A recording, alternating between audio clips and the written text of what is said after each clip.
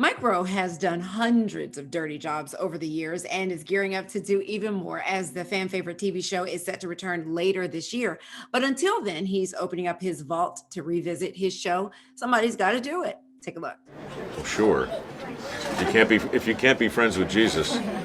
I'm Mike Rowe, and I'm on a mission to find somebody on a mission.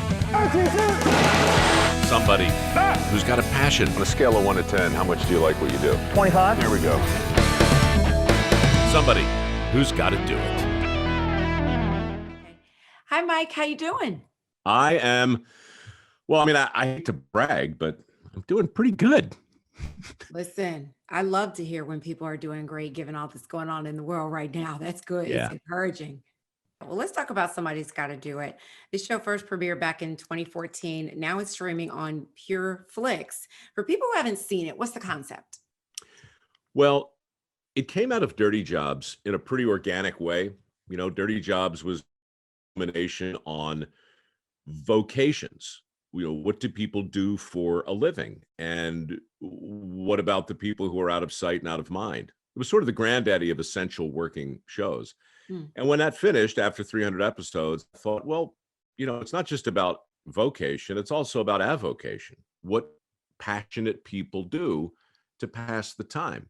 And so, yeah, we did 60 episodes of it. And like you say, it's on Pure Flix now. So I'm delighted that people get, you know, a chance to binge these things. Now, you also have your show 6 Degrees with Mike Rowe. Tell us about this, because this is finding interesting connections between things. How does it work? I took two seemingly disparate ideas and proved that with an hour, you could connect any of them. How a horseshoe can help you find your soulmate.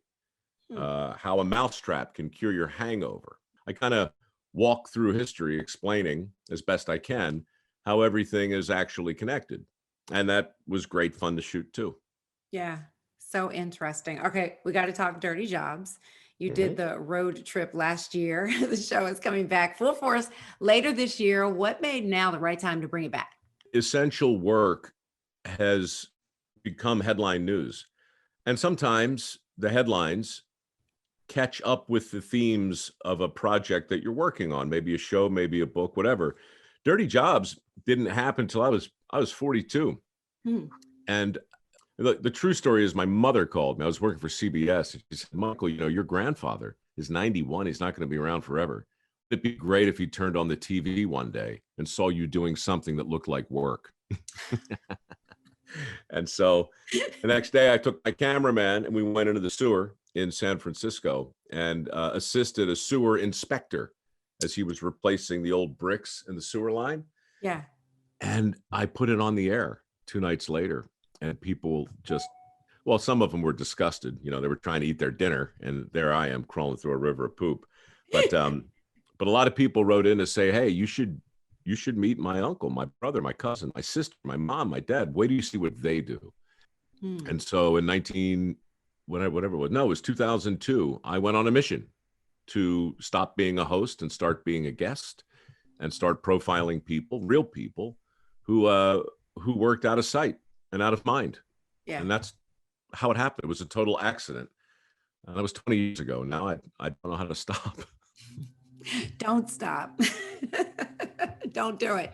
Let everybody know. Somebody's Got to Do It is streaming now on pureflix.com. And for more information on Mike's projects, head to mikerowe.com. Mike, thank you so much.